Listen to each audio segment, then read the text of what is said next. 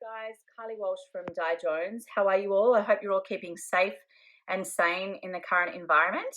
Just wanted to share a couple of my learnings from working remotely from home over the last few weeks.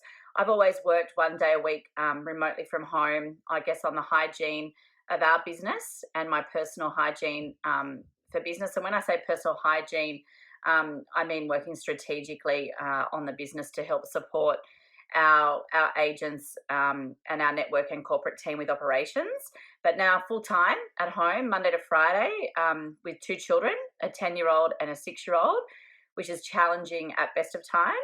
But I think there's never been a point in time in our careers where you need to be more highly organised than you ever have been working from home.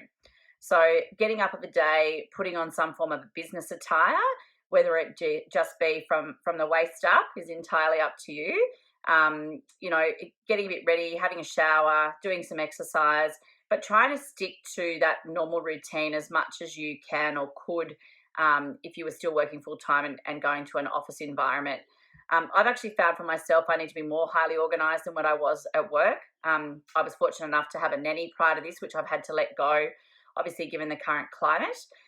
So for me, it's about being the school teacher and the mother at home that's organising activities for the kids during the day. I think there's some great websites that we could collaborate with, and I'm happy to share some exercises. I'm actually looking forward to school going back, even though the kids will be at home, because at least they've got a little bit more structure to their day with online learning.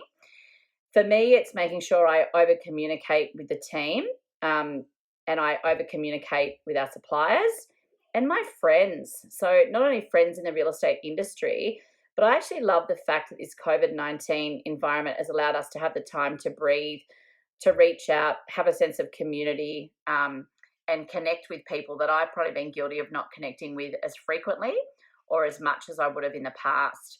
I think we have to keep our health absolutely paramount at the front of everything that we're doing at the moment. Mental health is really important. So if you know of people in your team that have had challenges in the past in this space, is developing a buddy system. So we've developed a buddy system at DiJONES. So every day at the beginning of the day and the end of the day, you're responsible for nurturing and speaking with your buddy, sharing in wins and challenges, just as important to celebrate both. Because I think in this time when people are struggling and they're remote, particularly if they don't have family around them, it is really easy to gravitate on the negative. And I know in the industry there's been a lot of people that have had to take pay cuts to help the company to get through a difficult time. And often when you're siloed in your own environment or you've got things going on personally, you can let that really get you down. And if there's a lot of water cooler talk going on that's negative, it doesn't take long for that to become a cancer in your business. And you need to jump on that really, really quickly. So I think making sure that you nurture your local community as well. If you've got local businesses where you usually get your coffee, or restaurants or dry cleaners, and they're affected, is reaching out and asking them how they're going as well. And potentially with the distribution channels that we've got with our databases, we can really help those guys. Like you might be able to put them in your local newsletter, you might be able to do something on social.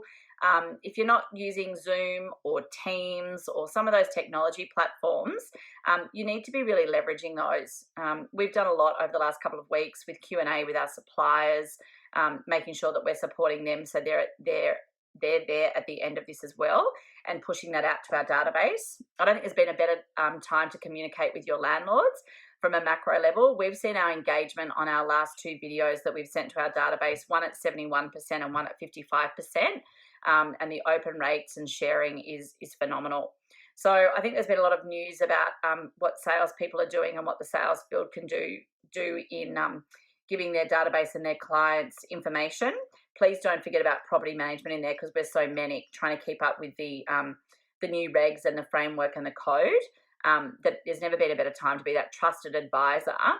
And when you're speaking with your clients, ask them if you can use FaceTime, ask them if you can use Zoom, ask them if you can use Teams, and even better still, if it's relevant, record it and upload it to your server or your cloud or whatever your technology infrastructure is, particularly if you're entering into agreements with your clients around deferred rental payment periods or rent reductions, and you want to capture that whole conversation. People are quite emotive at the moment. So the best way to do it is record it, get permission, upload it. It's factual. It is what it is. If you're in sales, I also think it's a great way to eyeball your client and have a better conversation.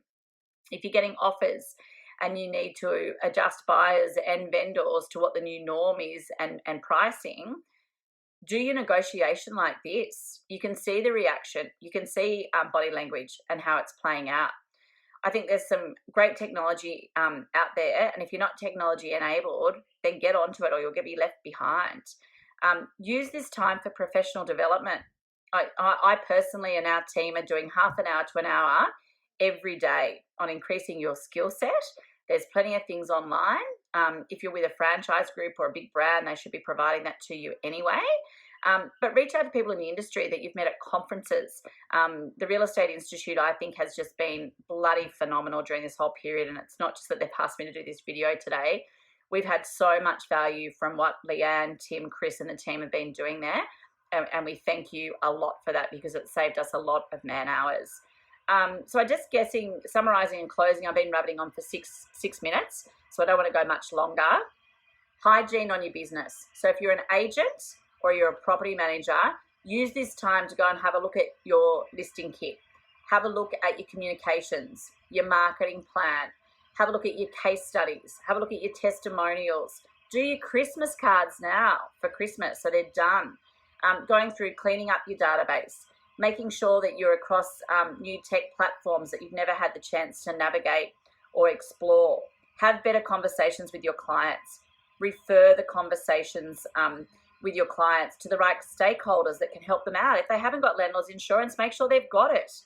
Coming out of the end of this, there'll never have been an easier sell for a product than that. What are people doing at home? Do some social content around that. What plants should they be planting this time of year? What should they be getting ready for at the end of spring? What's going to be trends? Advise your clients to check all their smoke alarms. Get your company preferred supplier to do a little video, handy hints online around that sort of content. Keep your mental health right. Keep your exercise right. And make sure that you're delivering and executing, because people that are working from home have got more time to engage with your competition if they're being active with marketing and social media than they've had in the past. Don't get left behind. Stay relevant. Personalize your communication messages. You've got the time, and make it one-on-one. And if you've got property managers in your office, I'd love to be able to say go and give them a big hug, but you can't at the moment. But maybe you can do an emoji hug. They're working very hard. There's a lot of pressure on them at the moment, and some training around conflict resolution and mediation, I think, at the moment would be hugely beneficial. Good luck. Stay safe. Talk soon.